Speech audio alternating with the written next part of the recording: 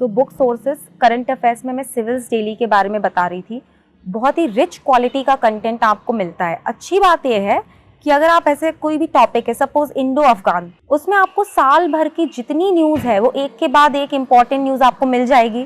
तो आप वहाँ से एक साल का करंट अफेयर्स हर टॉपिक वाइज रिवाइज कर सकते हैं। आप सिविल्स डेली को ज़रूर एक्सप्लोर करेगा। I have known about the initiative by Anudeep Dhurishetty sir. He followed the Samachar Manthan of Civils Daily. Right. So that was the reason, sir, that I've taken the prelims test series and mains test series also. Second बार तो जब मैंने mains दिया तो आपके through direct मैंने answer writing में काफी हेल्प मिला। तो जिस चीज का मैं कह रहा था sir, the art of answer writing, because you have to display those qualities which is required as a civil servant.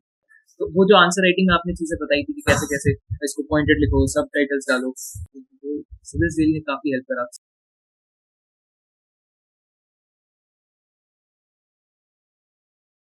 Hello everyone, my name is Shubham Agarwal and I have secured All India Rank 5 in ESE 2021. And with this platform, I would like to share my complete strategy that I adopted for my preparation in ESE 2021. But before starting with my strategy, I would like to share something about my background. I belong to a small town Mandauri in Dosa district of Rajasthan. Then I graduated from IIT Delhi in the stream of civil engineering in 2018. After that, I did work in Deloitte for some time. Then I left the job and started my preparation for ESE. When I left my job, my age was not enough to appear for the examination, but still I prepared in the meantime. Then I appeared for ESE 2020, wherein I went till the stage of interview, but I was not selected in the final list. Then again, I started my preparation for ESE 2021, but in this meantime I took a job also. So this preparation I did was with job. So now let me share my strategy that I adopted for ESE 2021. So जैसे कि हम जानते हैं ESE में 3 stages होती हैं, pre, mains and interview. Pre में 2 paper होते हैं, जीएस का पेपर होता है, एक स्ट्रीम का पेपर होता है। फिर मेंस में हमारे दोनों पेपर होते हैं स्ट्रीम्स के। देन हमारा लास्ट में होता है personality test which is called as interview also. तो अभी मैं पहले प्रीलिम्स की स्ट्रेटजी बताता हूँ मैंने क्या अडॉप्ट करी प्रीलिम्स की स्ट्रेटजी। प्रीलिम्स में मेन फोकस मैंने सिविल इंजीनियरिंग पे दिया, बिकॉज आफ्टर ऑल ये मेरे मेंस में भी काम आई एंड प्लस इंटरव्यू में भी काम आई। जीएस को मैंने नॉर्मल फोकस दिया, not too much and not too low. GS में जैसे कि कुछ बच्चे कहते हैं कि पूरी बुक्स पढ़ने लग जाते हैं। अगर आपको सिंगल अटैम्प्ट में अगर इस को क्लियर करना है तो आई वुड से don't go so much into the GS, because आप जो प्री में अच्छा स्कोर करोगे वो आपको बाद में एस देगा। तो अगर आपको अच्छा स्कोर करना है ओवरऑल तो आप जीएस पे उतना फोकस रखिए जितना रिक्वायर्ड है, ना कि आप पूरी बुक्स की जो थ्योरी बुक्स अवेलेबल है उसको पढ़ने लग जाएँ। तो जीएस में मैंने क्या करा कि मैंने जो नोट्स मिले मुझे कोचिंग से, मैंने मेडी जी कोचिंग ज्वाइन किया था, वहाँ से जो भी नोट्स बनाए मैंने उनको पढ़ा, प्लस साथ में अपनी टेस्ट सीरीज़ पे फोकस रखा।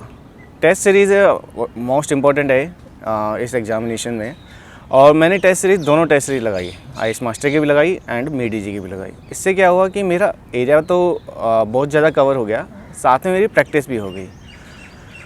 और मैं क्या सजेस्ट करता हूँ कि जीएस में हमको हमेशा अटैम्प्ट हाई रखना चाहिए। एटलीस्ट हमको 90 से लेकर 95 तो अटैम्प्ट करना ही चाहिए। जितना ज़्यादा हमारा अटैम्प्ट रहेगा उतना हमारा ज़्यादा चांसेस है कि हाई स्कोर करने के लिए। फिर starting with the strategy for paper 2 which is for civil engineering.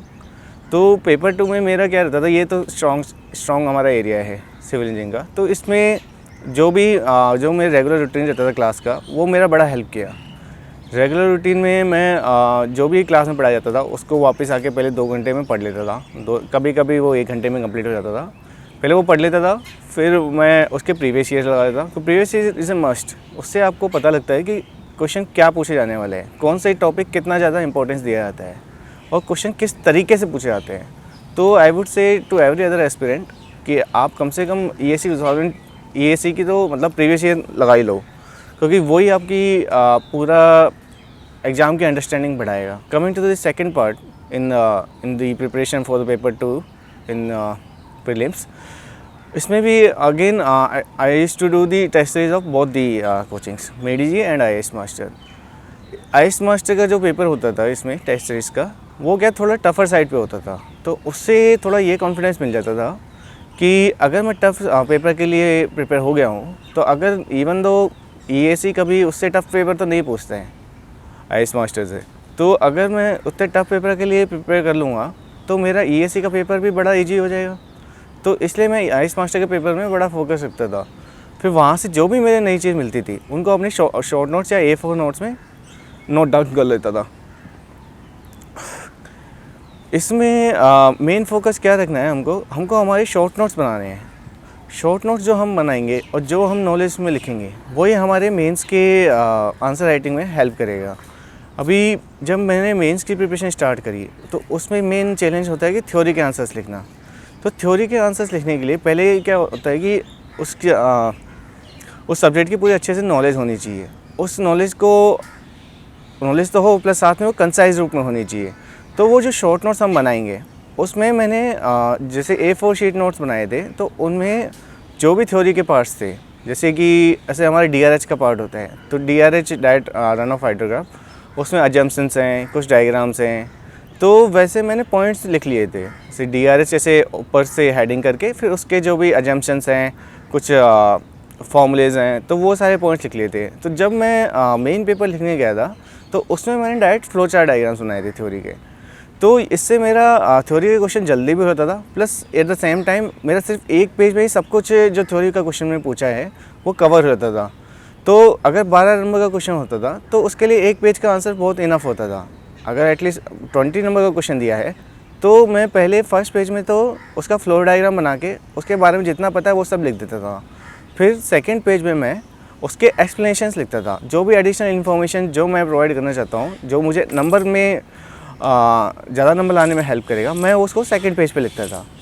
तो इस तरीके से मैं थ्योरी के पेपर लिखता था। फिर मेंस में बाकी मेन फोकस तो हमको न्यूमेरिकल में ही करना चाहिए, क्योंकि थ्योरी में आप कितना भी ट्राई कर लो, ज़्यादा से ज़्यादा 12 में से आपके 8 या 10 नंबर आ सकते हैं। लेकिन कभी कभी वर्स्ट केस सिनेरियो आपको 2 नंबर ही मिल सकते हैं थ्योरी में। लेकिन अगर आप न्यूमेरिकल क्वेश्चन करते हो तो उसमें शॉर्ट होता है कि अगर आपने आंसर सही लाए हो आप, तो आपको 12 में से कम 10 तो मिल ही जाएंगे। अगर 20 नंबर का क्वेश्चन है तो आपको 16 या 18 नंबर मिल ही जाएंगे अगर आपका आंसर सही है। अगर न्यूमेरिकल में ये एडेड एडवांटेज होने के कारण मैं न्यूमेरिकल को ज़्यादा प्रेफर करता था। फिर let me tell you the strategy that I adopted in during the time of attempting the paper in pre and mains. Same strategy I adopted, मैं उसमें राउंड स्ट्रेटजी लगाता था। सबसे पहले मैं उन क्वेश्चंस को कर लेता था जो इजी क्वेश्चंस है। DKT इंजीनियरिंग, अगर आप केवल इंजीनियरिंग के वीडियोस देखना चाहते हैं तो सब्सक्राइब करें DKT इंजीनियरिंग। यहाँ आपको इंजीनियरिंग, खासतौर पर JEE मेन और JEE एडवांस से जुड़े टॉपर्स के वीडियो अरेंज फॉर्मेट में मिल जाएंगे। लिंक डिस्क्रिप्शन बॉक्स में दिया गया है। Now let me share the attempting strategy that I adopted for both the papers.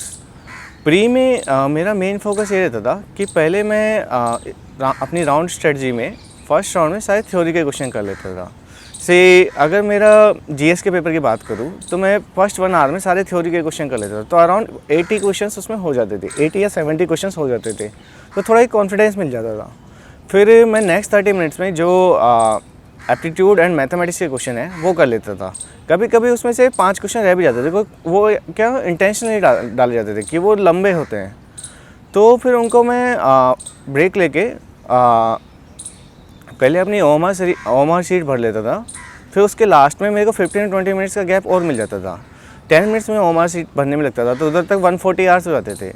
फिर लास्ट 20 या 15 मिनट्स में मैं अपनी जो बचे हुए 5-10 क्वेश्चन हैं उनको कर लेता था। तो इससे मेरा GS में हमेशा अटैम्प्ट 95 से 98 रहता था, तो ज़्यादा अटैम्प्ट रहता था। इसके कारण मुझे नंबर भी हमेशा मेरे एटलीस्ट मॉक्स में तो मेरे 95 के आसपास रहते थे।